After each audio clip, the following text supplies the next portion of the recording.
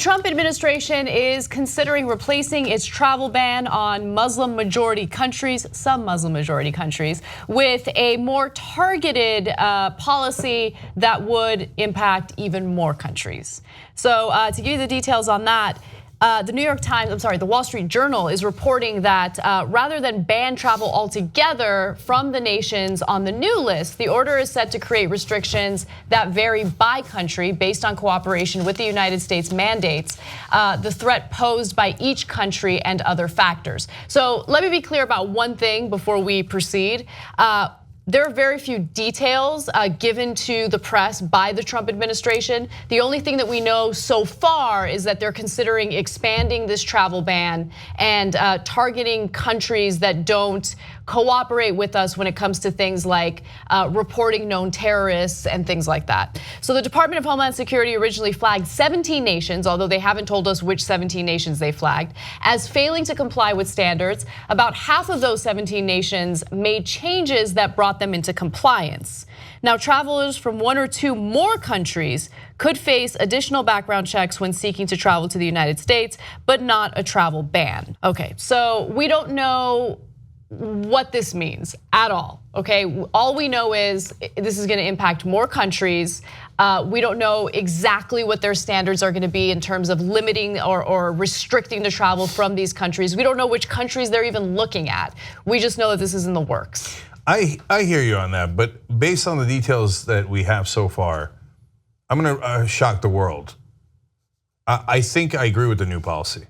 So let me explain. The old policy was 7 Muslim countries. I don't know, I don't like them, but we're banning everybody from them. And then they had to take out Iraq because Trump forgot that Iraq's supposed to be an ally because we liberated them. And he's like, oh yeah, oops, I didn't mean Iraq. So that was an incredibly dumb black and white policy that was clearly discriminatory. Now, I don't know if the 17 nations include Muslim and non-Muslim nations. That would make it much better so that it's not discriminatory. But let me tell you the parts that I like about the new potential policy.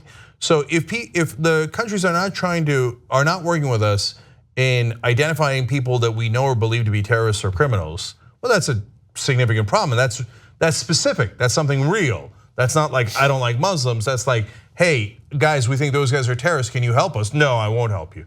Well, all right, then I won't let people from your country in. And then we want them to use electronic passports with biometrics. I know that has some downsides, but also has some upsides in being able to find people that we're looking for that are bad guys.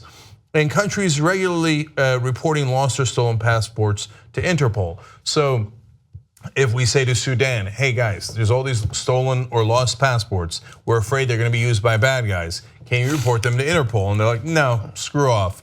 Well, and then we go, okay, well then you screw off. But Trump used sticks as well as carrots, and Obama also was fighting this, so it's not like it's a new thing. Obama was asking for the same things that Trump was. Again, if Trump goes to that same Obama policy, that's not a bad thing, that's a good thing, right? But Obama would say, all right, if you don't do it, we're gonna take, or if you do it, we're gonna give you visa-free travel to the US, an incentive, a carrot. Trump is saying, if you don't do it, we're not gonna let your citizens come here. That's a stick. I believe in using carrots and sticks. So you know what happened? It sounds like from the Wall Street Journal story, about 8 out of the 17 nations now are complying. That's a good thing. Yeah, but it concerns me that they won't disclose which countries they are, and I don't believe the Department of Homeland Security, which is drafting this new policy at the moment.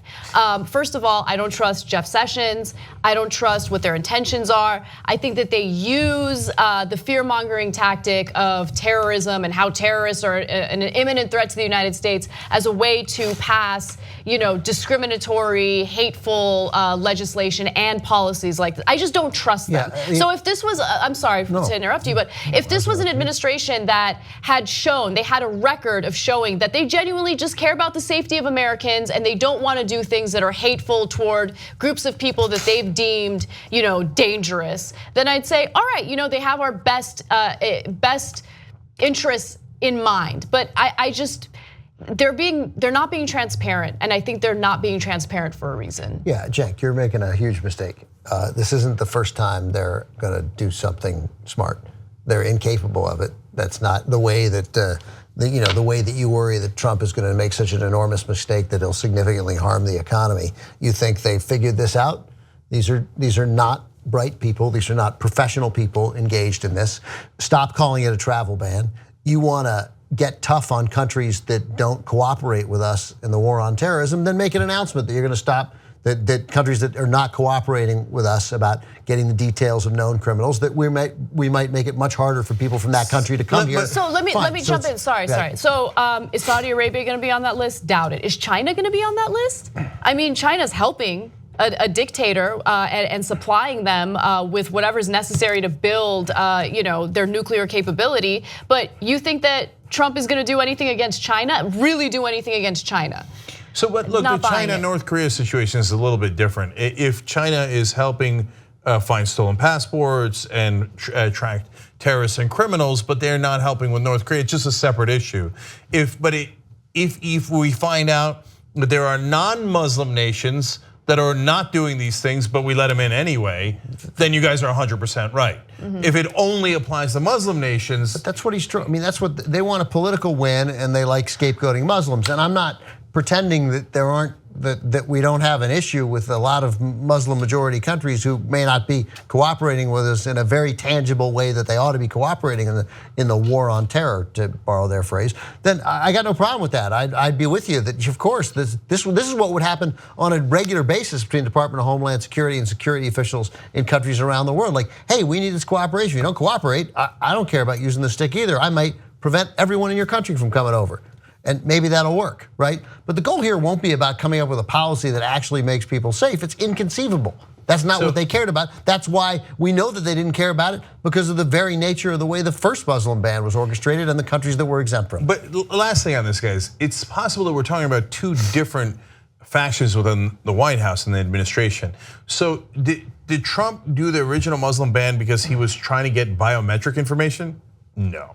He said it during the campaign, and he said it's a total and complete ban on all Muslims.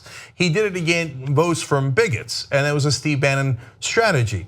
But this is Department of Homeland Security, and it might be General McMaster who runs that, who's saying, let me try to make something positive out of something negative. All right, a Muslim ban is disastrous and un-American. I'll turn it into something that's productive, and then I'll tell Trump, oh, this is the ban you were looking for, President Trump. I think that has a decent chance of being true. Maybe that's another way of looking at it, and if that's true, then okay. But I mean, it would be a rare moment of competency and thoughtfulness and policy awareness from this administration. And finally, in an area that the president himself has demagogued about consistently. But remember, the Bannons are out. And the Gorkas are out, and those guys. So there's still Stephen Miller, there's still some really bad guys, and there's a bad guy named Trump that's still in office. But some of the competent guys have taken over some of the functions inside the government. Now, that doesn't mean that Trump is going to listen to them. So this could be their plan, and they bring in the Trump, and he goes, no, I meant just ban Muslims randomly. He just vetoes it. So that's entirely possible. But if they execute the plan as the Wall Street Journal has it and is reporting it, then it wouldn't be so bad. Okay, yeah, I mean, I read it and I thought the same. I thought, well, it has the feel and the sound of competence, but I'm still more with Anna. Like, you're going to have to show me competence a few times before I believe that that's going to come about. Yeah. I hear you. All right. I like to say, fool me once, shame on. You won't get fooled again. All right. So. That guy was smarter. That's true and incredibly depressing. Yeah. There's an old saying in Tennessee, I know it's in Texas, probably in Tennessee, that says, fool me once, shame on you. If fool me, we can't get fooled again.